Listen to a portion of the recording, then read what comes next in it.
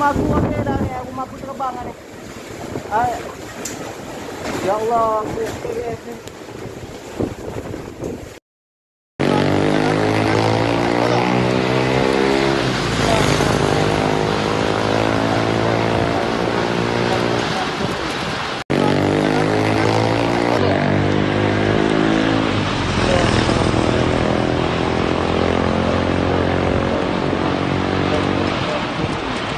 Ini adalah tentera-tentera Allah. Hujan batu ke, banjir ke, tsunami, limpahan air laut ke, tanah runtuh. Adakah ini semua adalah tentera-tentera Allah? Maka kita katakan bahawa tidak mustahil. Tidak mustahil bahawa apa yang datang, yang melanda ini semua, ianya juga adalah daripada tentera-tentera Allah Subhanahu wa taala. Dalam Quran Allah Taala berfirman, a'udzubillahi minasyaitonirrajim, wa ma ya'lamu junuda rabbika illahu, dan tiada yang mengetahui tentera Tuhanmu melainkan Allah. Itu dalam Quran Allah Taala sebut dalam surah Al-Muddathir ayat 31. Surah Al-Muddathir ayat 31. Tak ada siapa yang tahu. Mungkin tentera Allah itu datang berupa air. Yang mana air ini dia boleh menenggelamkan apa sahaja kawasan yang dia lalu, yang dia lintasi kawasan tersebut. Maka air juga pernah menjadi tentera Allah, menenggelamkan umat Nabi Nuh alaihi salam yang ingkar, yang lawan, yang tak nak ikut ajaran Nabi Nuh alaihi salam, termasuklah anak anda Nabi Nuh alaihi salam yang bernama Kan'an. Selain daripada itu, tentera Allah juga pernah datang dalam bentuk angin, yang mana Allah menghempaskan kaum Ad yang sombong dengan kemajuan teknologi pembinaan mereka ketika itu. Angin dia menghancurkan semuanya. Hancurkan semua. Surah Al-Haqqah ayat 6 sampai ayat 8. Al-Haqqah ayat 6 sampai ayat 8. Tu namanya angin. Macam baru-baru ni kita tengok di kawasan Cyberjaya dan di Shah Alam pun ada juga beberapa kawasan. Angin bertiup sangat kuat sampai ada orang yang rakam tu dia sendiri pun rasa takut. Maka ingat, kita kalau berlaku saja kejadian-kejadian yang menggerunkan, menakutkan, nak pula berlaku depan mata di kawasan kita, jangan lupa untuk cepat-cepat laungkan azan. Jangan lupa cepat-cepat untuk laungkan azan. Allahu Akbar, Allahu Akbar. Azan. Bila berlaku saja, terus laungkan azan. Dia bukan apa, salah satu daripada kelebihan ataupun hikmah di sebalik kita laungkan azan sewaktu berlakunya musibah ke, bencana ke, kejadian, fenomena itu adalah bertujuan supaya kita ingat pada Allah Subhanahu wa taala. Kita ingat kepada Allah. Ingat pada Allah tu supaya jangan manusia tengah dalam kelam kabut, takut, orang dalam kebimbangan, dalam hati tu dalam kerisauan, dibimbangi. Dia tak ingat ke Tuhan time tu. Dia duk ingat takut lebih pada Allah Taala. Dia tak tahu yang jadi ni semua pun Allah yang izin. Tu. Sebab itu angin ianya juga boleh jadi tentera-tentera Allah. Selain daripada angin, kilat dan petir. Kilat dan petir. Allah juga menghantarkan kilat dan petir ini untuk memusnahkan kaum Samud.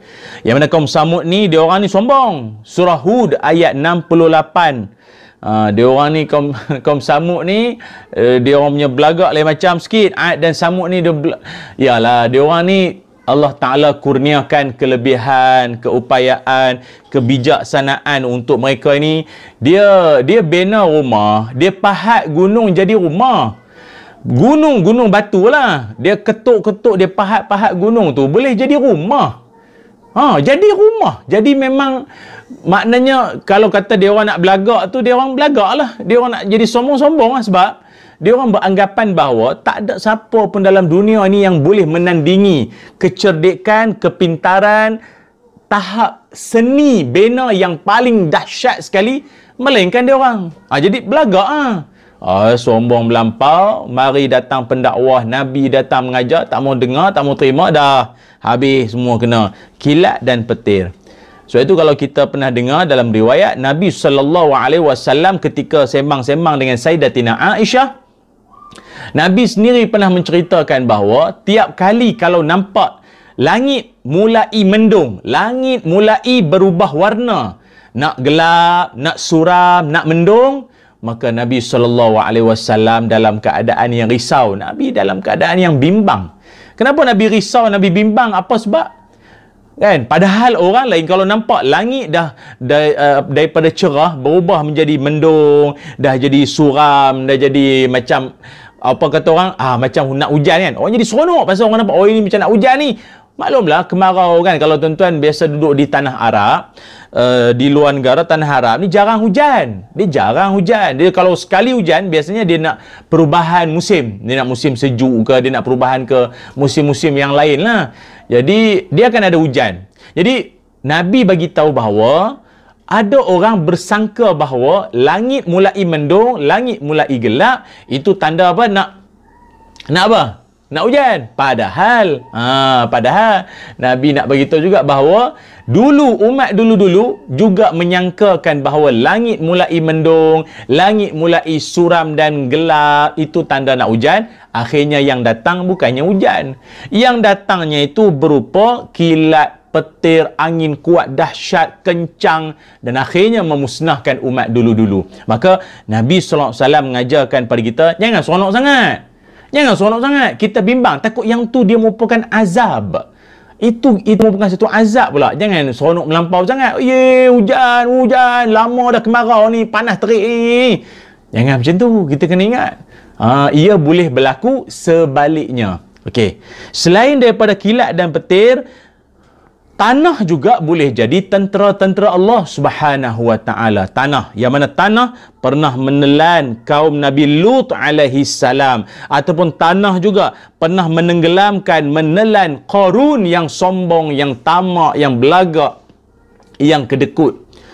Maka kalau kita pernah dengar kaum Nabi Lut alaihi salam, Allah rakamkan dalam Quran surah Al-Hijr ayat 73 sampai ayat 76.